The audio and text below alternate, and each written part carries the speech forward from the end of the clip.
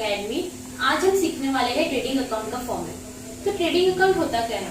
Trading account को हम manufacturer account भी कहते हैं और फैक्ट्री अकाउंट भी कहते हैं।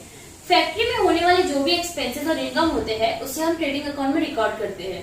ट्रेडिंग अकाउंट का फॉर्मेट कैसा होता है? हमें एक पर्टिकुलर अमाउंट का कॉलम बनाना है। जब हम सम सॉल्व करेंगे तब वहां पे दो कॉलम हो जाएगी, एक इनर कॉलम जिसे कहते हैं और एक आउटर कॉलम। अभी यहाँ पे मैंने एक ही बनाया क्योंकि हमें सिर्फ फॉर्मेट सीखना है। ये साइड जो है हमारा, ये पार्ट वो पूरा डेबिट पार्ट बोलेंगे और इसे क्रेडिट साइड बोलेंगे। सबसे टॉप पे हमें लिखना पड़ेगा trading account for the year ended. Year ended के आगे जो डेट आता है वो डेट होगा जो भी आपकी क्वेश्चन में दिया रहेगा, ईयर एंडिंग का डेट, जिस दिन आपका अकाउंटिंग ईयर खत्म होता है। मोस्टली इंडिया में जो अकाउंटिंग ईयर होता है वो होता है 1 अप्रैल टू 31 मार्च।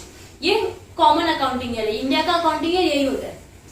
तो आपने 11 में सीखा होगा 3 टाइप के अकाउंट होते हैं, पर्सनल, रियल और नॉमिनल। पर्सनल, रियल, नॉमिनल में ये वाला जो अकाउंट है वो है नॉमिनल अकाउंट। नॉमिनल अकाउंट का रूल क्या होता है? Debit all expenses and losses, credit all income and gains. तो क्वेश्चन करते वक्त हमें ध्यान देना है कि ट्रेडिंग अकाउंट में वही खर्चे आएंगे जो फैक्ट्री के खर्चे हैं, और दूसरा डेबिट साइड पे वही चीजें आएंगी जो एक्सपेंसेस है, क्योंकि debit all expenses and losses ये हमारा रूल है। और क्रेडिट साइड पे हमारे सारे इनकम और गेन्स आएंगे। तो फॉर्मेट स्टार्ट करते हैं।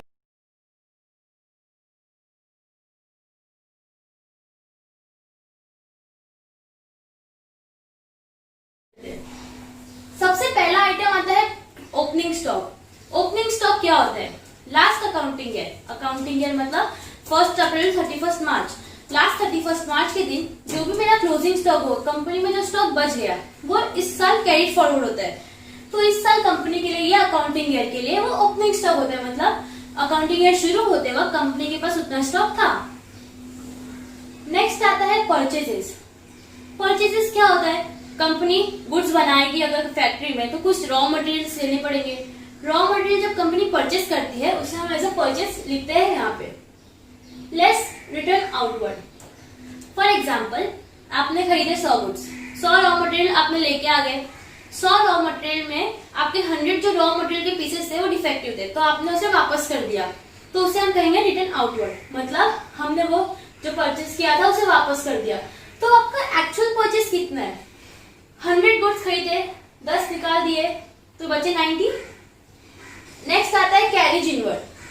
कैरेज इनवर्ड क्या होता है? कैरेज इनवर्ड का मतलब होता है जब भी आप कोई भी सामान गोडाउन तक लेके आते हैं तो उस टाइम पे जो भी आपका गाड़ी का खर्चा आता है, जो भी खर्चा आता है उसे हम लिखते हैं कैरेज इनवर्ड। क्वेश्चन में आपको कैरेज भी आ सकता है और कैरेज इनवर्ड भी आ सकता है, तो वो दोनों यहाँ हमारे ट्रेडिंग अकाउंट में रिकॉर्ड हो जाएंगे। नेक्स्ट आता है फ्रेट। फ्रेट का मतलब होता है जब भी आप कोई भी सामान बाहर से मंगाते हैं, by air transport, by road transport और बाय शिप ट्रांसपोर्ट, जो उसके ऊपर टैक्सेस लगते हैं वो उसके डिस्टेंस, वेट, इन सबको देख के लगते हैं, उसे कहते हैं फ्रेट चार्जेस। नेक्स्ट आता है डॉक चार्जेस। डॉक चार्जेस क्या होते हैं? जब भी आप शिप से कोई सामान मंगाते हैं तो उसे लोड और अनलोड करते वक्त जो भी खर्चे लगते हैं, जो भी चार्जेस हमें पे करने पड़ते हैं लोडिंग और अनलोडिंग के लिए, उसे हम कहते हैं डॉक चार्जेस। नेक्स्ट आता है कस्टम ड्यूटी। जब भी आप कोई सामान एक्सपोर्ट करते हैं या इंपोर्ट करते हैं तो उसके ऊपर जो भी आपको कस्टम चार्जेस लगते हैं, मतलब जो टैक्सेस लगते हैं, उसे हमें देना पड़ता है, उसे हम कहते हैं custom duty. Next wages productive, manufacturing wages, ये दोनों ऑलमोस्ट सेम है। वेजेस का मतलब क्या होता है? वेजेस का मतलब होता है जो भी एम्प्लॉय हमारे फैक्ट्री में काम कर रहे होते हैं, हमें उन्हें डेली बेसिस पे उनके पेमेंट करने पड़ते हैं, तो उसे हम कहते हैं वेजेस। सैलरी का मतलब होता है कि हमें मंथली बेसिस पे हम उन्हें पेमेंट कर रहे हैं, तो वेजेस का मतलब होता है डेली बेसिस पे उनको पेमेंट करना। तो जो भी एम्प्लॉय हमारे फैक्ट्री में काम करते हैं हमें उन्हें डेली बेसिस पे पेमेंट करना पड़ता है, तो हमारी कंपनी के लिए एक्सपेंसेस होता है, इसलिए वो डेबिट साइड पे आता है। Wages and salary same thing होता है।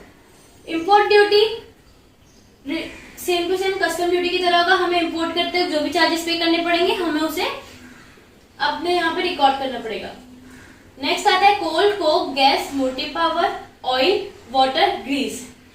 कोल का मतलब होता है कोयला, gas, motive power, oil, water, grease, जो भी चीजें हमारी फैक्ट्री में यूज होते हैं प्रोडक्ट बनाते वक्त, वो हमें यहाँ पे रिकॉर्ड करनी है। ये सारे एक्सपेंसेस है हमारे। Royalty on purchase production. Royalty का मतलब क्या होता है? फॉर एग्जाम्पल आपने मैकडी देखा होगा, अभी यहाँ पे एक ही एरिया में 2-2 मैकडी हो जाते हैं, तो मैकडी के कितने सारे ब्रांचेस है हर जगह पे, तो मैकडी का जो ओनर है क्या उसकी सारी दुकानें? नहीं, तो क्या होता है, लोगों को अगर उनकी टेक्निक, मतलब टेक्निक इन द सेंस वो कैसे बर्गर बनाते हैं, कैसे सब करते हैं, वो टेक्निक अगर उनकी मशीन और टेक्निक को खुद लेकर अपने नाम से, मतलब उनका नाम रहेगा पर हम वो दुकान चलाएंगे, तो उसको कहते हैं रॉयल्टी लेना पड़ेगा। मैं आपके पास जाऊंगा, बोलूंगा मुझे आपसे रॉयल्टी चाहिए क्योंकि मुझे आपके जैसा बर्गर बेचना है मैकडी के नाम पे, तो मुझे वो दे देंगे रॉयल्टी, पर उसके बदले में मुझे उन्हें पैसे देने पड़ेंगे। जिस दिन मैंने उन्हें पैसे दिए, रॉयल्टी मेरे नाम हो गई, उस दिन से मैं अपना एक दुकान को खरीद के मैकडी का नाम डाल के उनके जैसे सेम चीजें बेच सकता हूँ। तो रॉयल्टी फैक्ट्री में ही क्यों आती है, क्योंकि जब तक वो मुझे रॉयल्टी देंगे नहीं तब तक मैं गुड्स बना नहीं सकती, तो इसके लिए मुझे रॉयल्टी देना पड़ेगा, और जो यहाँ पे हमारे फैक्ट्री एक्सपेंसेस में इंक्लूड हो जाएगा। नेक्स्ट आते हैं प्राइमरी पैकिंग चार्जेस। गुड्स जब बनते हैं फैक्ट्री में तो डायरेक्ट नहीं जाते मार्केट में, उसको पैकिंग करने पड़ते हैं, तो उसके लिए बोलते हैं प्राइमरी पैकिंग चार्जेस। नेक्स्ट आता है factory lightning and heating. Factory में जो भी लाइट वगैरह यूज होते हैं उसके खर्चे हम यहाँ पर लिखेंगे। उसके बाद नेक्स्ट आते हैं हमारे फैक्ट्री रेंट एंड रेट्स। हो सकता है आपने फैक्ट्री अपना रेंट पे लिया हो तो उसका रेंट हमें पे करना पड़ेगा, तो factory rent and rates debit side पे आएंगे। नेक्स्ट आता है फैक्ट्री इंश्योरेंस। हर कंपनी अपनी फैक्ट्री को इंश्योरेंस करा के रखती है, फायर इंश्योरेंस, ताकि कभी आपकी फैक्ट्री में आग लग जाए, कुछ हो जाए, तो आपका गुड्स अगर डिस्ट्रॉय हो जाता है तो आपको वो चार्जेस रिकवर हो जाए इंश्योरेंस कंपनी की तरफ से, आपको ज्यादा लॉस ना हो। नेक्स्ट आता है वर्क्स मैनेजर सैलरी। यहाँ पे हमेशा हमें क्वेश्चन में ध्यान देना कि क्वेश्चन में लिखा क्या है, वर्क्स मैनेजर सैलरी और मैनेजर सैलरी।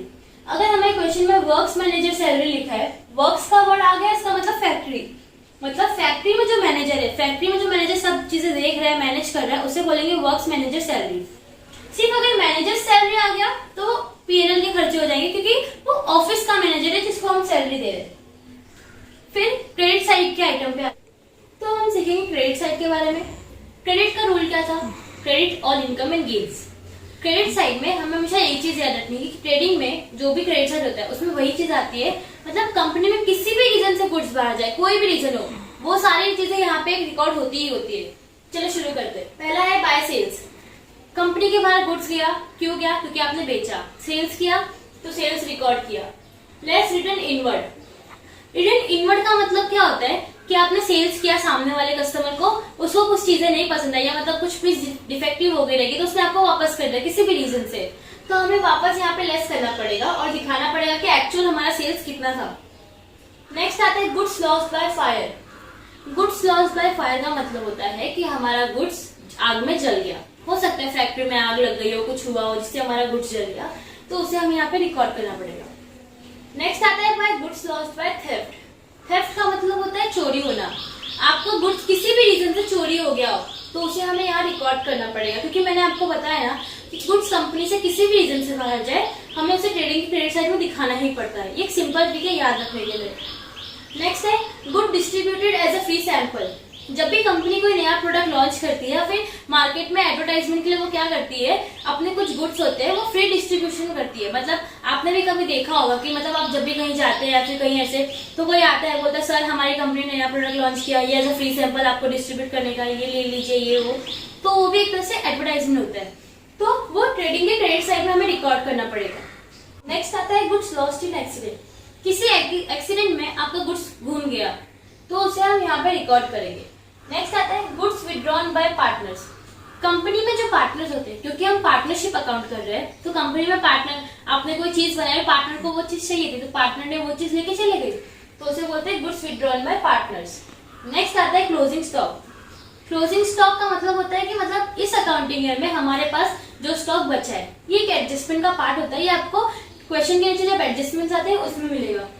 जब हम सारे डेबिट और क्रेडिट साइड लिख देंगे, उसके बाद हमें क्या करना होगा, सबसे पहला हमें देखना होगा हमारा क्रेडिट साइड का अमाउंट ज्यादा है या डेबिट साइड का अमाउंट ज्यादा है।